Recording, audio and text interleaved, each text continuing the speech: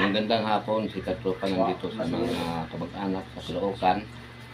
Kasi gusto ni Katropa na mabanding yung mga kamag-anak niya.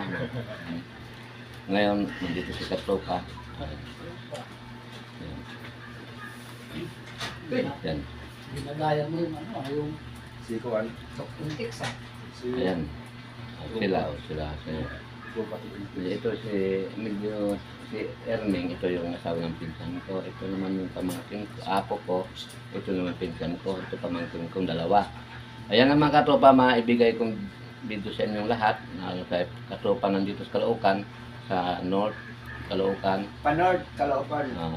Magandang hapon sa lahat ng nanood sa akin ngayon. Sa mga followers ko, mga views ko, medyo magandang sigurong Thank you for ano natin, watching. yung mga followers.